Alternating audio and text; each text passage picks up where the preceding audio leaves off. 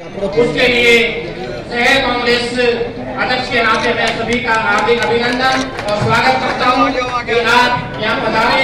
आपका हार्दिक स्वागत, बहुत बहुत हार्दिक धन्यवाद। आपके सामने सम्माननीय हमारे पीसीसी सदस्य एवं विधायक और हमारे मंत्री महोदय, सम्माननीय मंत्री जी आज इस लोकार्पण समारोह में आपके सामने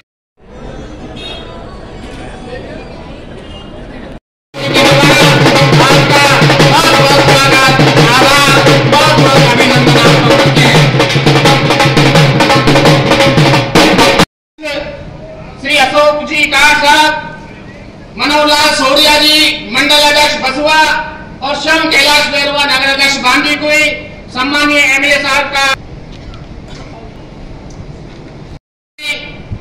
एडवोकेट कृष्णा भारती वक्ता है। सबने बहुत गर्व से कहा, बहुत सिर ऊंचा करके कहा कि 5 साल पहले जो हमारे विधायक जी यहाँ से चुन के गए थे, 4 साल 8 महीने पहले, उन्होंने जो उस समय आपकी बातें उनके सामने आई, आप लोगों ने रखी, जनता ने रखी, उसमें बहुत शिद्दत से कार्य किया। इस बात का हमें बहुत गर्व है।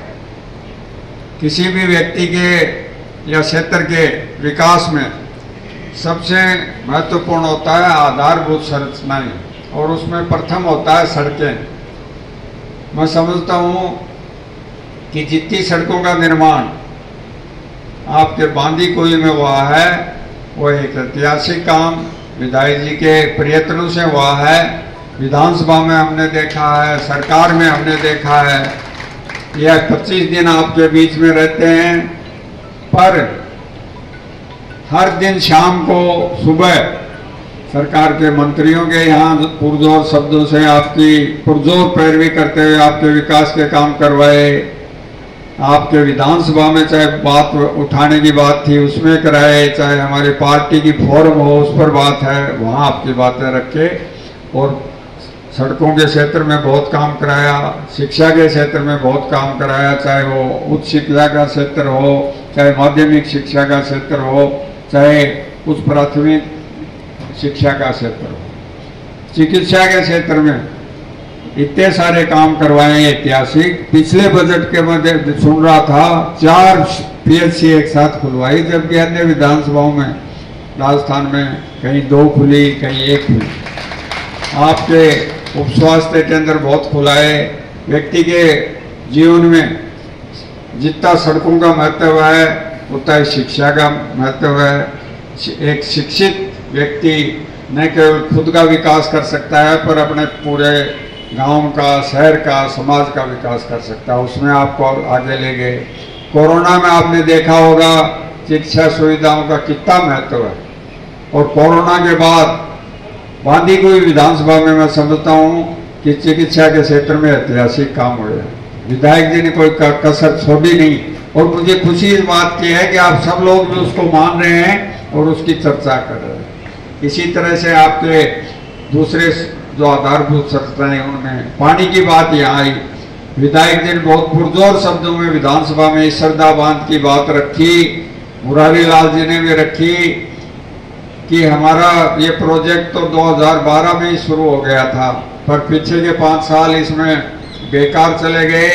अब उसके लिए उसके काम को त्वरित गति से आगे बढ़ाएं, और उसी का परिणाम है इन लोगों के प्रयत्न का ही कि जो उसके लिए आधारभूत संरचना चाहे, पाइप चाहिए, टंकियाँ चाहिए और दूसरी चीज़ है, उनका निर्माण हो रहा है।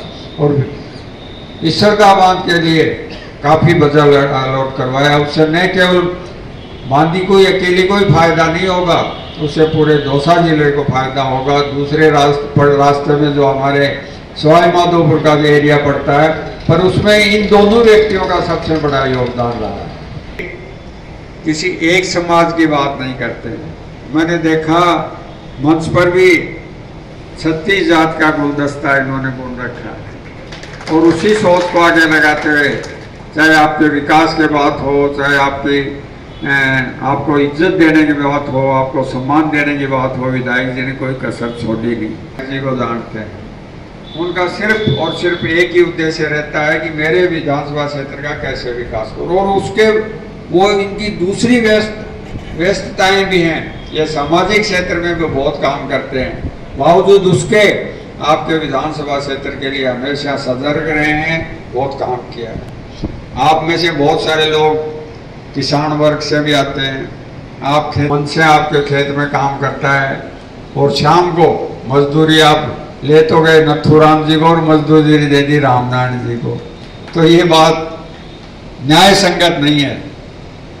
आपको उसी व्यक्ति को मजदूरी देनी चाहिए जिसने आपके खेत में ज़्यादा काम किया, मन लगा के काम किया। और विधायक जी ने उस क्षेत्र में अपने विधानसभा में बहुत काम किया है, बहुत लगन से काम किया है, बहुत इंसानियत से काम किया है। बसों का आउटडाउन हो, मुझे बताया गया है कि 1 किलोमीटर दूर से बसें जाती हैं। पुरुष तो आ सकते हैं, पर हमारी बहन बेटियों को जो रात के समय अगर वो अकेली आते हैं तो बहुत असुविधाजनक वो स्थिति है। मैं चेयरमैन साहब और हमारे ईओ साहब से आग्रह करूंगा कि उनको हमारी रोडवे पथ परिवहन निगम के साथ एक MOU साइन करना पड़ेगा कि हम ये आपको स्थान यहाँ बुकिंग के लिए देंगे, क्योंकि मिल्कियत ये नगर परिषद की है, रोडवेज का बस अड्डा नहीं है।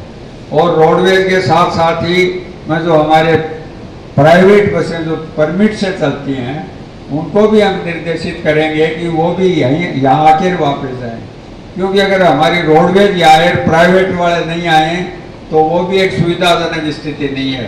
तो ट्रांसपोर्ट विभाग से मैं आदेश जारी कराऊंगा कि जो प्राइवेट बसें हैं वो भी यहाँ आएँ। हमारी, जैसा खटाना जी ने भी चर्चा की, हमारी बजट घोषणा थी 21-22 की कि हम ग्रामीण क्षेत्र में बसें चलाएंगे। हमारी सरकार का पिछला कार्यकाल था, उसमें हमने चलाई, पर इस सरकार ने आते आते 2017 में वो सारी सेवाएं बंद कर दी, और वो बहुत लोकप्रिय सेवाएं थी। सरकार हर काम मुनाफे के लिए नहीं कर सकती, सरकार कल्याणकारी सरकार है, उसका एक दूसरा सामाजिक दायित्व भी है, जनता के प्रति भी दायित्व है कि जनता को अच्छी आवागमन की सुविधा मिले। तो उस दृष्टि से सरकार ने उसमें जो प्राइवेट प्लेयर थे जिनको घाटा होता था उनको वायबिलिटी गैप के को देते थे, और वो कि उसके लिए जल्दी से कुछ में हमने आदेश दे दिए हैं, बसें वो करें। तो मैं समझता हूँ आपके यहाँ का एरिया भी उसमें शामिल है। कुछ एरिया ऐसा है जिसके टेंडर नहीं आए हैं, फिर भी 1-2 बस जो माननीय विधायक जी ने कहा है कि कुछ इम्पोर्टेंट काम हैं उनको वो जोड़ें। मुझे बहुत कई ज्ञापन आपने बस स्टॉप के लिए भी दिए हैं, तो उसके लिए तो मैं कल जयपुर जाते ही और उनके लिए जो भी जांच करा के और हमें आदेश प्रसारित करने होंगे वो करेंगे। निश्चित रूप से ये बस स्टैंड तभी सार्थक होगा जब इस पर बसों का आवागमन होगा। ये तो ही बात है, आपकी प्रतिनिधि बन के विधायक जी आपके बीच में आएंगे, आपको एक आदमी को GR खटाना पड़ना होगा 1-2 महीने के लिए, 2-2.5 महीने के लिए। बहुत